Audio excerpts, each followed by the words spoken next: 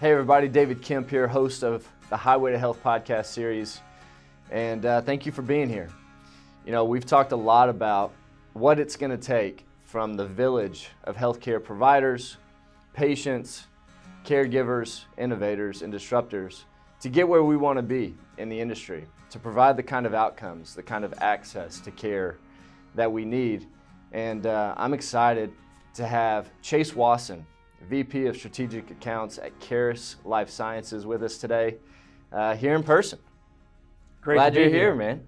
Good to see you. Thanks for having me. I mean, I walk around this place. It's a beautiful setup, and couldn't be happier to be here. Well, it's a good time to be here. It's a good time to be in healthcare.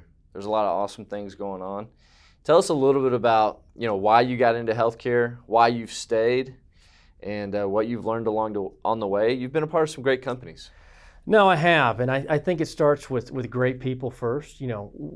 It starts with kind of that network that ultimately drives decisions you make, experience that you're a part of. But yeah, my journey's been great, and it started with, post-playing career. How do I kind of get that competitive juice or avenue to continue to impact, continue to have the opportunity to lead people, but ultimately kind of make broad-scale change in an arena? Didn't know much about healthcare outside of the relative, movies or things you see with, different pharmaceutical/device reps. But I got my start in the pharmaceutical world 15 years ago, tremendous organization, AstraZeneca, kind of cut my teeth there in the therapeutic side, worked up from primary care all the way up to specialty, and knew I kind of wanted to, get my hands more in the procedural side of things. So morphed into a role within Boston Scientific, cardiac rhythm management. Met a lot of guys that are still to this day some of my best friends, in electrophysiologists, cardiologists. But in those arenas, you not only learn the clinical and technical side of your device, but you start to understand, various impact of supply chain, of materials management, of the buying patterns of hospitals. So it's a different, hat, so to speak, that you're learning. The impact of IDNs and outpatient and ambulatory surgery centers. So wore that hat for a few years and then went to a startup organization called InfraredX. Really cut my teeth in capital equipment. Had the ability to launch a very disruptive technology that we were trying to change the game in predicting heart attacks. Wow. Spent a lot of time in international training, distribution, marketing, business development. And ultimately led me back to AstraZeneca. Spent some time in the market access side and, kind of parlayed that into Caris Life Science. Well, congrats. So the startup piece of your journey, it'll teach you to wear a lot of different hats and teach you a lot of different things about the business that you probably wouldn't have exposure to otherwise. I think that's important to building a holistic view of healthcare. It is. I think, the more you understand not only your product, but what does it take to get the product in the hands of the end user? Yeah. From marketing, from supply chain, from pricing. Those are all things that ultimately equip you as a representative of the organization as that much sharper in front of the customer, whether that be a finance guy, a business development guy, or a clinician. So yeah, that's the beauty of startup also. You wear a lot of hats, you learn a lot of things. And it makes you more empathetic to the others that are sitting in those roles at the next company you work for, right? Because you've worn that hat, you've sat in that seat in some ways, and you can empathize a little bit more with your internal colleagues, but also your customers and your partners. So I think that's a big part of your journey. Yeah, I think the story is always to be written, but I've been blessed to have a great career in healthcare and look forward to many more years, and blessed really to be at Caris and kind of the innovation that we've got occurring is truly going to revolutionize the way cancer care is delivered. Yeah, Caris is a powerful company and doing some really cool, innovative things that is serving a huge need in our communities across the country, across the world, really. So let's get into that a little bit. Yeah, so I will tell you, in 2021, I received a random message on LinkedIn, believe it or not, from a corporate recruiter from Caris Life Sciences. I live here locally. I really didn't even know they existed. Started doing some more due diligence, looked at the website, looked at the impact of what they were having on cancer care. I was very familiar with the therapeutic side, the evolving of immunotherapies, personalized medicine, and thought, wow, this organization is right here in Irving, Texas, and essentially we're revolutionizing the way cancer is diagnosed and ultimately treated through molecular profiling. So we're a broad-based molecular profiling company. Our labs are in Phoenix or Arizona, and we're really at the forefront of revolutionizing care, not only at the patient level, but also kind of giving clinicians a blueprint as to which therapeutic will be most advantageous for your therapy, or on the counter end, is this patient not going to benefit from a particular therapeutic, which from the payer landscape, which ultimately dollars drive healthcare, can we help patients avoid financial toxicity because the right therapeutic wasn't initiated up front. So that's kind of where we're at right now.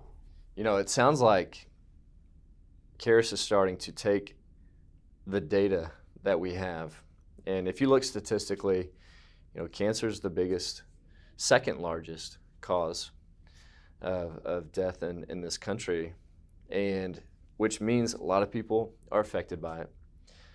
We're gathering data throughout those processes and those treatments. It sounds like Caris is able to take that data and start to strategize around the kind of therapies that are most effective for the different types of people and individuals that are suffering. Yep. And that's incredible. Tell us a little bit more. Yeah, so right now, the field of precision medicine, more so the therapeutic side, it's a race to who can come up with a therapeutic to identify so many of these emerging biomarkers. That's what we do. So we look at about 22,000 biomarkers throughout the human genome, both DNA, RNA, and at the protein level. So from that standpoint, are all those biomarkers right now actionable? Meaning, is there a therapeutic to treat right now? No. But if David's a patient, heaven forbid, that's diagnosed with lung cancer, you've got a rare RNA fusion, we have the ability through our technology to not only find what's available now for treatment, but let's fast forward 5 years, a pharmaceutical organization develops a phase 1 compound that gets FDA approval. There's enough clinical studies to show this is a treatment that not only improves survival, but drives tremendous outcomes for patient care. You're profiled with Caris right now. In 5 years, that therapeutic comes out. We have the ability to go back to that original report and say, interesting, you had X, Y, and Z. In 2022, X wasn't available, but you had that particular biomarker. Now there's a therapeutic we can match you to. And so it just gives clinicians peace of mind that there's no stone left unturned when you profile with a broad-based assay like Caris. That's incredible. It's really marrying these two ideas of early detection and personalized care, and we know both of those are so necessary to improve outcomes for our community, especially when dealing with some aggressive forms of cancer and other diseases. Sure, and I think the one thing that I've seen through the evolution of healthcare, we kind of touched on this early, but let's think 15 years ago, right? Yeah. When I first got into healthcare, it was David's the provider. There was a lot of forging of relationships, which I personally enjoy. And that provider had the ability and autonomy to make a lot of decisions on, which device am I going to implant? Which therapeutic am I going to initiate? Fast forward, the market is dictated a lot by contractual decisions, payer decisions, pricing. And so I think, one of the things we're really doing in the precision medicine space is we're aligning, really the 3 Ps, right? Patient, provider, payer. Yeah. When all those 3 align and there's a story for all 3, it's a win. Yeah, and it has to be. It has to be a marriage of those 3. Those 3 have to come together and do what's right for the patient. But then at the same time, and we've talked a lot about this on the podcast, the patient has to take responsibility for what they can control too. So it truly is those 3 Ps coming together to provide the best for everybody involved in the health ecosystem. So you started in 2008, right out of college, and you've progressed through Caris. As a sales guy, and I'm one of them, right? We've seen a lot of changes in the way that we have to build relationships in healthcare, and the way we need to position ourselves as a trusted advisor for those that we're building a network with and building a community with. Tell us a little bit about how you've evolved as a sales guy and the things that you've learned along the way that have helped you build a community at Caris. Well, it's a little bit of a loaded question in a sense. 15 years ago, access was still pretty good. Yeah. Samples were plentiful. Resources to entertain and take out and educate. The game was just totally different. Now, what that allowed was a lot more touch points on the individual level to develop, strong rapport with practitioners, APPs, ancillary staff, administration. Those days have changed now. So those that have been, kind of evolved through time, so to speak, have found ancillary avenues, whether that's, social media channels, whether that's LinkedIn, whether that's, the ability to use, various sound bites from clinicians to impact thought leaders. So I'd say from my standpoint, I'm constantly, trying to understand what makes this customer tick. And the other thing that's very important, I feel like, from a vendor perspective, you truly can't influence a customer until you understand what really drives that customer. In healthcare, are they an RVU-based practitioner? Are they in a fee-for-service or a quality-based metric? So these are things that, from my standpoint, anytime I'm going into, whether it's a high-impact clinician, administrator, APP, down to an office manager, which all play pivotal roles in the ecosystem, I try to know more about their practice, their business, and how to resonate my story or what I'm representing to ultimately be a win-win for both parties. It's got to be a value for them. Absolutely. And if you can't speak that langue, you're out. You're out. I mean, they don't have time for you. There's a personal branding part of this too, though. And, on social media, on LinkedIn, we've seen a lot of this from sales folks, and we've seen some pushback too from the community as, some don't agree with building your personal brand. There's a balance there between style and substance. Yep. And what I learned quickly about you, just being at trade shows and events together, is your stuff. And while personal branding is important, what I've really appreciated about our relationship is how much you're committed to learning the healthcare language, learning more about your providers, and being able to provide value back while still building this branding and letting that substance be a part of your brand. Sure. Tell us how and maybe athletics played a role in this. Tell us a little bit about your strategy there with building a personal brand and using that as a part of your sales strategy. Well, I'll tell you, from a branding perspective, right, it's identity plus image is ultimately what people will dictate to your brand. So I will say about 4 years ago, when I was at a larger organization, big pharma, I was looking for ways to differentiate myself, kind of separate myself to continue to climb and elevate my career. Well, at the time, we were morphing into almost a Facebook type platform for our organization through Workday. And I thought, well, this could be a channel to where if there's a leader in Europe that doesn't know who Chase Wasson is, how can I try to, bring relevant content, kind of show activity and driving, success for the organization through this channel. Yeah. And that's what started opening up my eyes, and I created a hashtag, WTD, right? I created the hashtag initially because I wanted what is WTD? Yeah. I didn't invent it. It's a very common phrase, but you'll see everything that I'm associated with, win the day. And I think that's something that is just a mantra that the way I try to carry myself, the way I try to impact others. Ultimately, every time I hashtag anything via LinkedIn, Twitter, corporate email, I try to land with that type of mindset and really demeanor that I'm not going to waste your time, and ultimately there's going to be value add to both parties.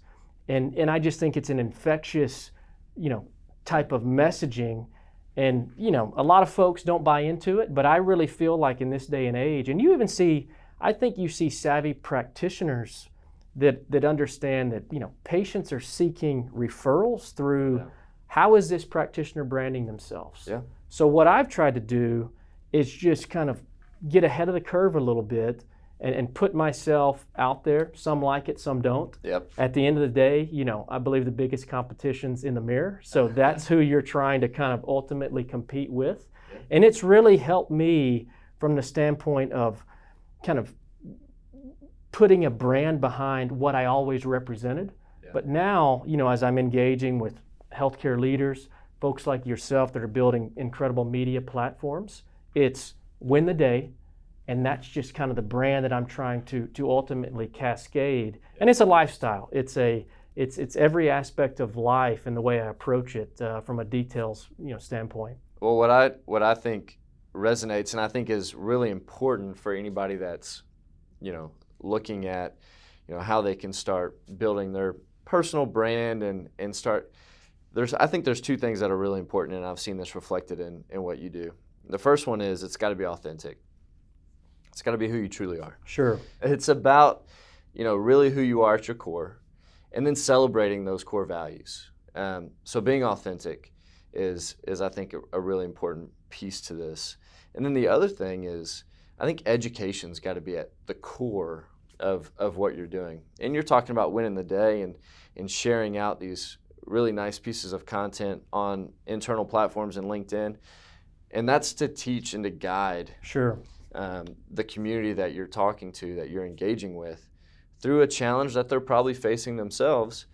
And isn't that what sales is all about in healthcare? I mean, when it boils down to it, sales in healthcare is about education. You're exactly right. Now, I will tell you, through a few clicks, you can reach, members across the continent.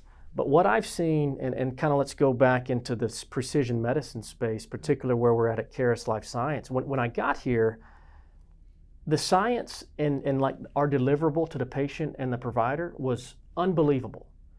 I couldn't wrap my head around why are we not the standardization, assay of choice across the market. Yeah. Well, it came down, and it still is, it's a competitive space, but there's complacency in education amongst providers, but there's also this aspect of how are we leveraging our science to create a platform to brand who is Caris, what are we trying to do, and ultimately, through various channels, how can we educate compliantly, but reach audiences that, are untouchable in a sense from a day-to-day education perspective.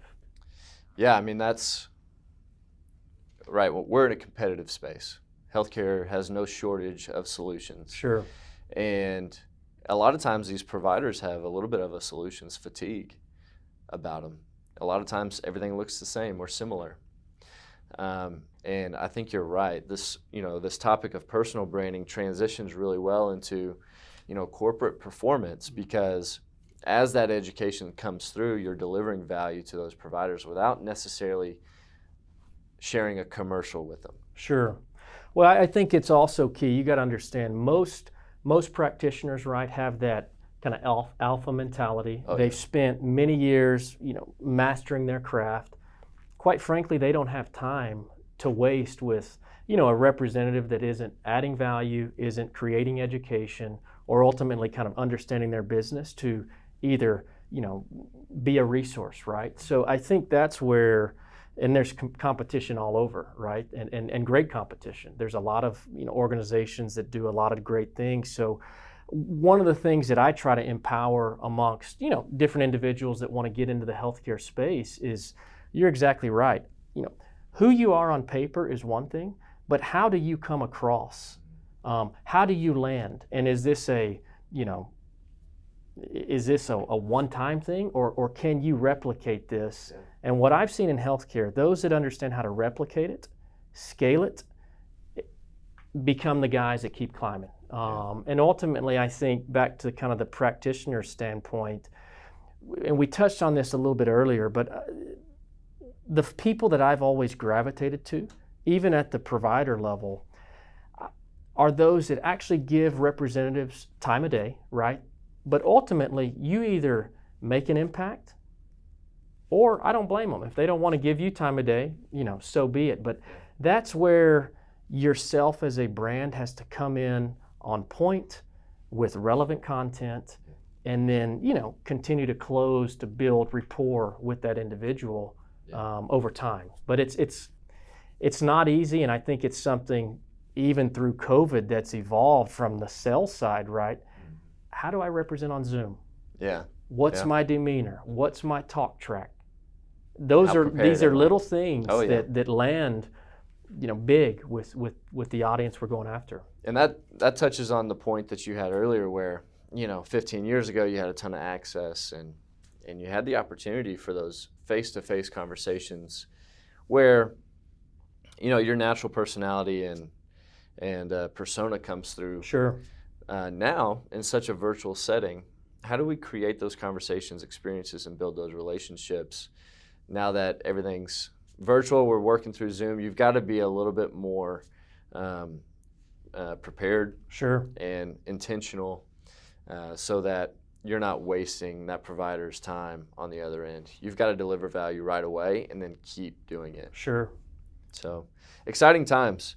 So you're right about that, Chase. Education is at the core of what we have to be doing in sales in healthcare. Another point that I think is pretty important, healthcare, the innovations and advancement of technology is happening so fast that if you look at providers when they were in school and how they were trained and educated when they were in school, medicine has come so far that they need trusted advisors like yourself to guide them through some of the innovations that we're seeing. How do you position yourself as that trusted advisor, and what kind of education are they looking for when learning about a new innovative solution? Well, I think, you touched on a great point. Education is key. It's kind of what unlocks the opportunity for innovation or to utilize innovation. Yeah. The biggest thing that I've seen throughout my career from successful organizations is the investment into fellows, the investment into APPs that are having such an impact across the continuum of care. I can tell you in the precision medicine space, it's been somewhat shocking to me coming into this arena, and the technology is evolving so fast that most providers are trying to stay up on, the indications that change, that are happening rapidly for patient care, which is great. But ultimately, how do we disseminate real time, kind of the evolution of biomarker testing? Why is DNA, why is RNA, why is the protein, why are all these things so important to give you a blueprint to guide care? So what we're trying to do organizationally at Caris is, number one, we have a large presence at these conferences that Sure. practitioners are starting to come back to. You want to make sure you've got, very well respected KOLs or national thought leaders that can really reach a broad audience and talk through, not specific to an organizational's assay, but more around non-branded education to ultimately give, the practitioners, providers, APPs, even, administrators, the ability to kind of make an educated decision on why is X better than Y, what might fit this patient better than this one. So it's really kind of starting from the bottom, so to speak, as far as where is that practitioner at in their learning curve. But I will tell you, in the precision medicine space, there are institutions across the U.S. that may or may not have exposure to these advancements, and so that's ultimately why we have our teams that are out there educating and penetrating and trying to create awareness. We've talked a lot about that on the podcast in previous episodes, is this idea of access to care. And, when you think of rural communities, underserved communities, access to these new technologies, new solutions, new treatments aren't as widely known, sure, accepted, and adopted by providers. And I think that goes back to I don't want to say a shortage of education, because that's not doing the industry the service that it deserves, but maybe the unknown of where education can be found? Sure. It doesn't always have to be at trade shows. No, so let's think cancer specifically. 10 to 15 years ago, you're in rural, USA. We're in the great state of Texas. I like your boots. Let's talk maybe Tyler, San Angelo, Texas, somewhere rural. My grandpa was a cotton farmer, so that's what raised me. There you go. But let's think, I'm out in Tyler, Texas. If I'm not educated on my care, I may not know 10, 15 years ago that there is tremendous access to clinical trials, revolutionary care. 10, 15 years ago in cancer, it was prayer, radiation, chemo, unfortunately move on, right? End of life. As things have progressed, and I bring up, these various rural areas in specific, especially with kind of what I'm doing now, we can actually take the highest level of care and personalize it and bring it right to almost to the doorstep of that patient in rural, wherever. And they now have access through various things that not only we do, but other organizations to clinical trial opportunity and exposure without having to jump on a plane and go to the various, Mayo clinics, the MD Anderson. So cancer is a smart disease, right? It's evolving, but the care is also evolving. The way we diagnose and treat is evolving. But that's what I've seen from the evolution side is we're taking, chemo, radiation, prayer, now into you have A, you need B to equal C. And we're able to expedite that and get real-time results to practitioners on exactly what that blueprint is to give these patients the best opportunity for survival and or quality of life improvement. What channels do you use? Because, education is, you mentioned the patient. The patient needs to know what their options are. Sure. The provider needs to know what their options are and then make the best decision collaboratively on what's best for the patient. But what channels are you using, to get that education into the hands of the people who need it most? Yeah, it's definitely an omni-channel approach, right? I think we're trying to empower patients to be more educated across their care. You're seeing that, anything from DTC, direct-to-consumer advertising. You're seeing big pharma spend a lot more time in patient education, patient advocacy groups. For us personally at Caris, we're investing a lot into that arena. We're also morphing into, how do we reach a broader audience with a few clicks, right? So I think you're seeing sound bites become an evolution of how can I get an expert in a particular disease state, particular field, real-time text to a practitioner's phone. Because what we're seeing is providers are more busier than ever, right? There's more demand to see more patients, to improve outcomes. How can we not waste their time, but get them relevant content at the right time to ultimately nudge them, into more of an educational, awareness around what you're trying to drive. So it's definitely an omni-channel, but at the end of the day, as educated as patients need to be, providers still are the ultimate decision on what needs to happen. And in our space, the precision medicine side, there's a lot of hands that touch the tissue, right, so to speak. And so when I say that, not only do providers have to be educated, pathologists have to be educated, interventional radiologists, surgeons, PCPs, all these folks are touching that patient and need to be aware of why is Dr. X choosing Caris over another assay on the market. Absolutely. It takes a village all the way down to the individual treatment of a patient. And on your point about an omni-channel approach, if you think about our expectation in our personal lives when we are trying to overcome a challenge, something as easy as fixing the sink or the lawnmower at home, the first thing we do is Google it. Sure. Right? And we watch probably a short video to teach us how to do it, and then we try to do it ourselves.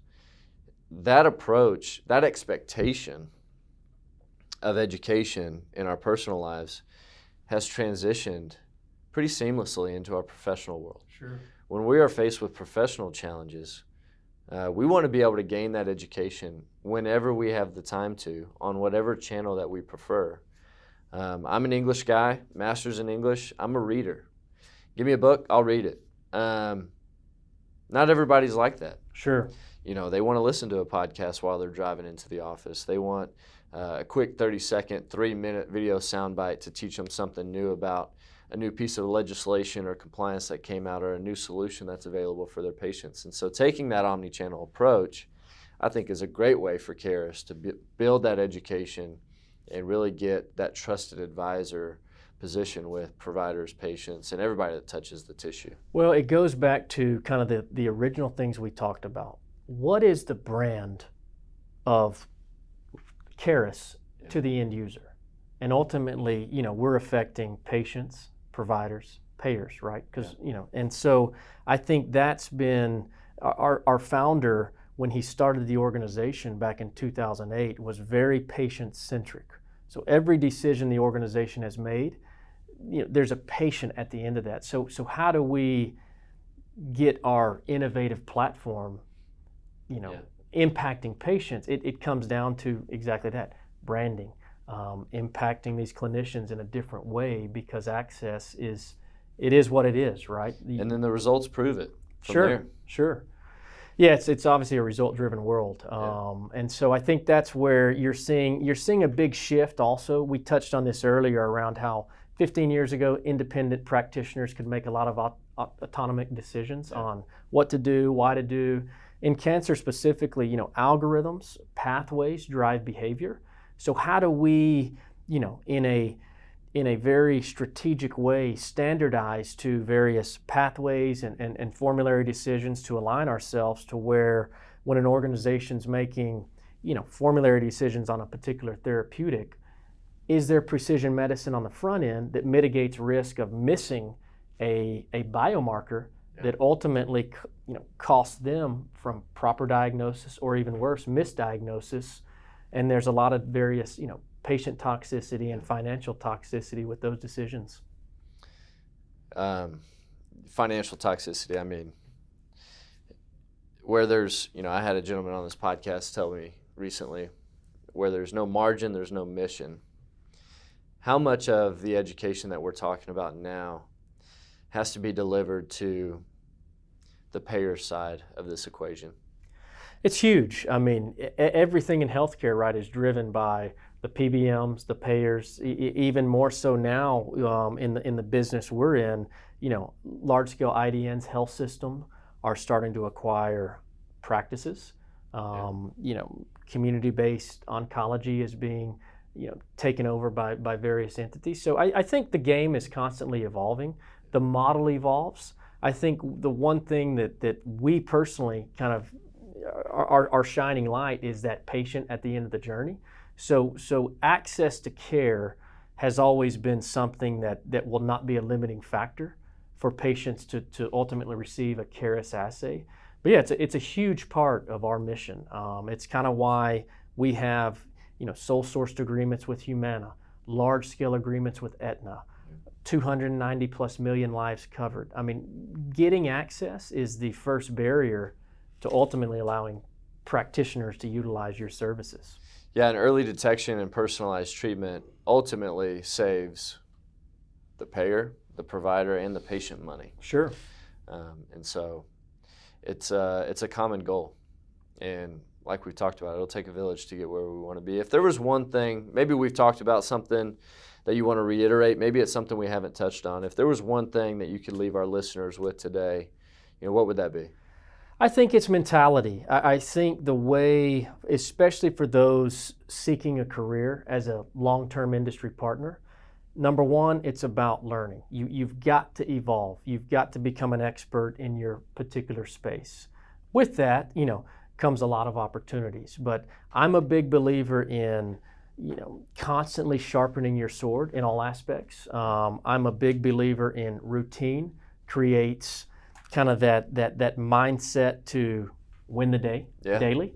And I think I'm also, there's kind of a saying that I like to think about a lot of times, okay? And kind of, listen to this because it may be even hard for me to articulate.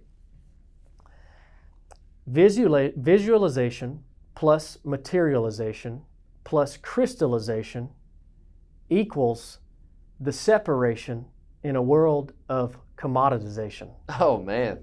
That's a lot of zations. Do you have that written down? No, but I can write it down. That. But what I mean by that, right, is, in this world of healthcare, especially as an industry partner, right, ultimately you want to impact patients, but to do so, you've got to form relationships, strategic bonds, strategic kind of, where all things align. Well, you've got to kind of create the vision. Then you've got to figure out, how am I going to take that vision, scale it, impact it, and ultimately kind of, create some cohesion around it. And like I said, we're in a world in healthcare of commoditization, whether it's biosimilars, generics, internal assays in pathology, competing with different ways to impact providers. So how are you going to separate not only yourself, but the organization you represent to ultimately win for both patients and even the provider and the payer? So I think that's, if I could leave something with the audience, especially those that want to source a career in healthcare, it's a lot of long days, a lot of long nights, a lot of no's, a lot of prep, right, to even get to that meeting of 3 minutes to where they size you up and say, no dice, or let's move forward. But if you're looking for a bigger purpose, if you're looking to make a great impact on different communities and walk into the office or wake up every day going to work knowing that you have a great responsibility, healthcare is the spot for you. And those 3 minutes that you just talked about, it's like game day. So if you have any competitive nature to you, if you have any athletic blood inside you, it can be really compelling and a great place to be. It's a great place. We didn't touch on this, but you kind of talked about game day. And there's various sectors of healthcare.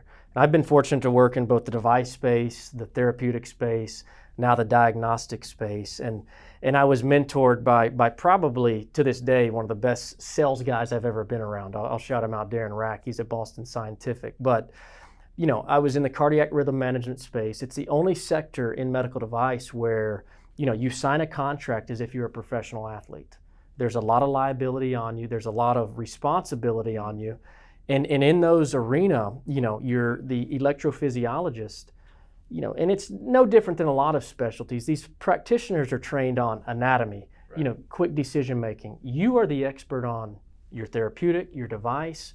But when you talk about game day, when I love that piece of it, when you're in the procedure, you're being able to kind of make hand-in-hand decisions with practitioners, and you see a patient that goes from, barely being able to walk or breathe and then leaves that procedure, with the various device that's changed her life. It makes a big deal. But I think leading up to game day, you've got to win over your customer, right? And then once you're both going into game day together. That's really cool. I wouldn't say what I do now is so much, fourth and inches day to day. But ultimately, when you're helping to impact the patient care, the patient journey through kind of a blueprint or an information guide, which is what we provide, our teams have the ability, whether they know it or not, to impact a tremendous amount of lives just through the education, the awareness, the branding of what we're trying to solve for at Caris. Yeah, and if recent history tells us anything, more lives are going to have the opportunity or the need to be impacted by solutions like Caris. So thank you guys for what you do every day in the industry. Thank you for what you do individually. And thanks for being on Highway to Health, man. I hope you enjoyed it. I enjoyed it. I should have worn the ML Letties. You should have. Those aren't bad, though. No. How do you say it? Ferragamo? A Ferragamo. Okay. I'm a shoe guy, so a lot of guys, they hunt, they fish. I've got a passion for clothes, so my wife and I make decisions on homes based on closet size, but it could be worse. Yeah, that's not too bad. I'm a Jordan guy, so I can get into some shoes too. Well, I think I told you I could have rocked some J's, but don't show me up. That's the next episode. Deal. Thank you, man. Thanks. I enjoyed it. Thank you.